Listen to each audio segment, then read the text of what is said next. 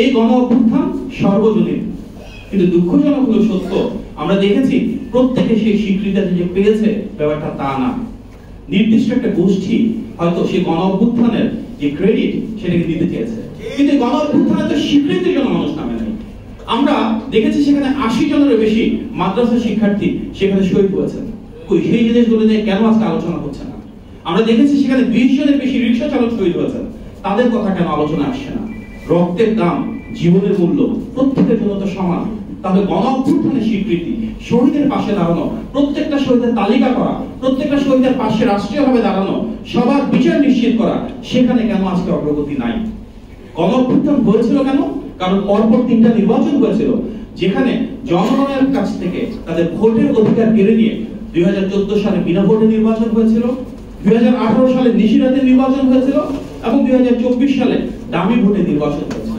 তার মানে কি গণ অভ্যুত্থানের মূল কারণ পরপর 3টা ভোট ডাকাতির মাধ্যমে এমন একটা রাষ্ট্র ব্যবস্থা গড়ে তোলা যেখানে জনগণের বদলে রাষ্ট্র ক্ষমতার উৎস হয়ে উঠেছিল রাষ্ট্রযন্ত্রের একাংশ। পুলিশ, জনপ্রশাসন, আইন শৃঙ্খলা বাহিনী, বিচার বিভাগ, নির্বাচন কমিশনকে সম্পূর্ণ দলীয়করণ করে গণমানুষের অধিকার এবং স্বাধীনতা কেড়ে নেওয়া হয়েছিল, মানবাধিকার লঙ্ঘন করা হয়েছিল, বাক স্বাধীনতা হরণ করা হয়েছিল, যেখানে আইনের অনুশাসন বলতে কোনো কিছু ছিল না। তার মানে এই যে আমরা 16 বছর দেখেছি সেখানে দুর্নীতি ছিল, দুঃশাসন ছিল, দুর্বৃত্তায়ন ছিল, শিক্ষা, স্বাস্থ্য, দ্রব্যমূল্য এবং গণতান্ত্রিক ভিত্তি প্রত্যেকটা জিনিস একদম ভেঙে চুরে চুরমার করে বাংলাদেশকে একটা ব্যর্থ রাষ্ট্রে পরিণত করা হয়েছিল।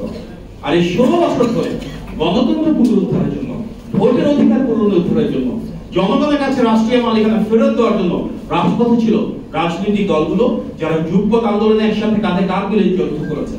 রাজপথে ছিল বিএনপি, ছিল বিএনপির সাথে সকল গণতন্ত্রকামী রাজনৈতিক দল।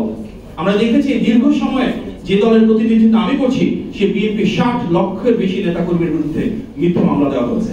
আজকে এখানে বিএনপির সাথে যারা জড়িত, যারা যুগপৎ আন্দোলন অন্যান্য রাজনৈতিক দলের সাথে জড়িত, প্রায় প্রত্যেকের বিরুদ্ধে মামলা দেওয়া হচ্ছে। অবিশ্বাস্য 400-500 মামলা কোন কোন নেতার বিরুদ্ধে দেওয়া হচ্ছে। বিএনপির 4770 জনের মানুষ প্রথম 15 বছরে শহীদ হয়েছেন। এটা অবিশ্বাস্য সংখ্যা।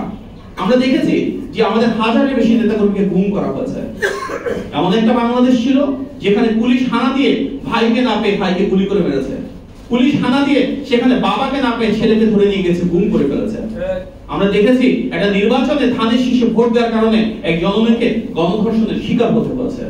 এমন বাংলাদেশ আমরা দেখেছি যেখানে বাবা জানাজার ইমামতি করতে হয়েছে ডান্ডা বেরিতে হাত পা বেঁধে। এমন বাংলাদেশ আমরা দেখেছি যেখানে অনেক রাজনৈতিক নেতাকর্মী বছরের পর বছর তাদের বাড়িতে যেতে পারে নাই। তারা হয়তো গ্রামে বিত্তশালী অবস্থায় ছিল, কিন্তু সেটা দখল হয়ে যাওয়ার কারণে বাংলাদেশে গ্রাম থেকে শহরে স্থানান্তরিত হয়ে ঢাকা শহরে রিক্সা চালিয়েছে। এমন অজস্র মানুষ আছে।